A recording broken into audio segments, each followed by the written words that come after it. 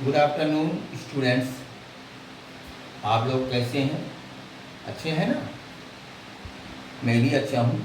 देखिए, मैं एक नया वीडियो लेकर आपके पास आया हूँ, एक नया क्वेश्चन लेकर आपके पास आया हूँ। बहुत ही इंटरेस्टिंग क्वेश्चन है और ऐसे क्वेश्चन अक्सर जो है बोर्ड एग्ज़ाम में पूछे जाते हैं। साथ ही साथ किसी कंपटीशन एग्ज़ाम, चाहे वो नीट हो या जेई मेंस हो, उसमें भी ये क्वेश्चन पूछे जाते हैं। क्वेश्चन क्या कह रहा है, उसके बाद इसके फंडे को समझते हैं। क्वेश्चन क्या कह रहा है, एक बार देखिए। Two particle X and Y having equal charges are being accelerated through same potential difference, therefore they enter normally in the region of uniform magnetic field and describe the circular path of radius r1 and r2. The mass ratio of x and y is। तो ये कह रहा है, देखिए ये question जो है magnetic field का है और आपने पढ़ा होगा कि जब कोई चार्ज पार्टिकल या मैग्नेटिक फील्ड में नॉर्मली इंटर करता है तो वो एक सर्कुलर पाथ क्या करता है, ट्रेवल करता है।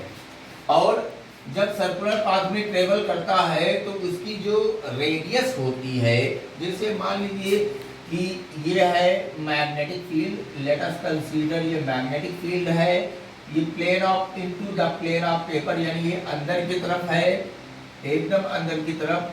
और इस कंडीशन में अगर कोई पार्टिकल v वेलोसिटी से इंटर करता है तो इसमें क्या होता है कि ये क्या करेगा, इसके नॉर्मली जो आपका फ्लेमिंग्स रूल है उसके अकॉर्डिंग अगर देखें तो ये यहाँ पर क्या करता है, एक सर्कुलर पाथ कवर करता है। इस सर्कुलर पाथ की रेडियस क्या मान लेते हैं, r है, रेडियस r है। तो आपको पता है कि जब कोई पार्टिकल किसी सर्कुलर पाथ पे v वेलोसिटी से मूव करता है तो उस पर एक सेंटीमीटर फोर्स काम करता है। Centimeter force mv² by r equal to, ये किसके बराबर हो जाता है, magnetic force. Magnetic force qvb sine 90। क्यों 90 क्यों लिया गया है, क्योंकि जो फील्ड है वो चार्ज पार्टिकल के परपेंडिकुलर है। तो यहाँ से आ जाएगा mv² r equal to qvb, b से भी कैंसल और यहाँ से r की वैल्यू आ जाएगी mv अपॉन qv। ये फार्मूला आता है, ये आप पहले पढ़ चुके हो। तो इसी कॉन्सेप्ट पर जो ये क्वेश्चंस है, इसी कॉन्सेप्ट पर बेस है। तो चलिए इसको सॉल्व करते हैं। हम we know that r equal to mv divided by qv, where mv equal to होता है मोमेंटम, यानी p equal to mv। p क्या है, मोमेंटम, तो यहाँ से लिख सकते हैं p डिवाइडेड बाई qv। हमें पता है कि जो काइनेटिक एनर्जी है ये कितने के बराबर होती है, p² by 2m। This is the relation between the kinetic energy and momentum.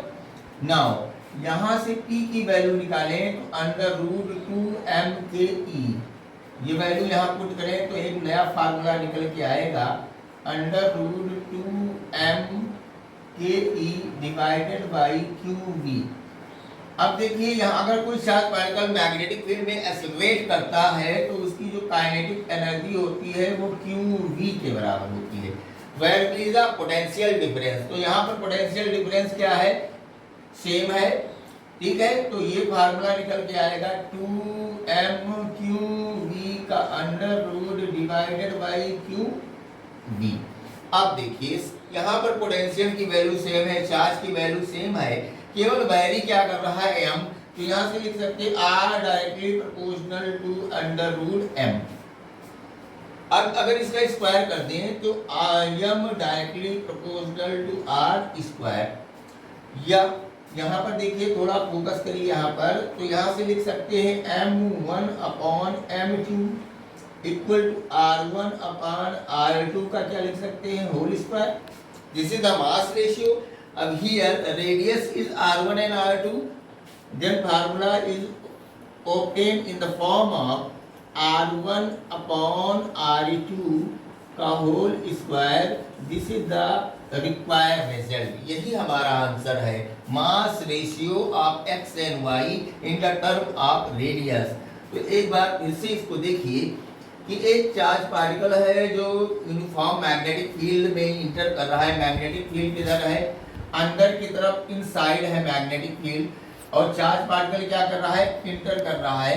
तो फोर्स के वजह से हर एक पॉइंट पर फोर्स लगेगा, जिसके वजह से क्या होगा, ये एक सर्कुलर पाथ ट्रेवल करेगा, और उस सर्कुलर पाथ की जो रेडियस होती है वो कितना होती है, R equal to M B by Q B, ये हम बता चुके हैं। अब देखिए यहाँ से हमने लिया R equal to M B divided by Q B, where M B equal to momentum, momentum equal to mass into velocity, यानी P equal to M B. P momentum and kinetic energy relation क्या है कि kinetic energy equal to P square by 2m। तो P equal to under root 2m के ही यहाँ value रखेंगे तो एक रिलेशन और आ गया in the term of kinetic energy.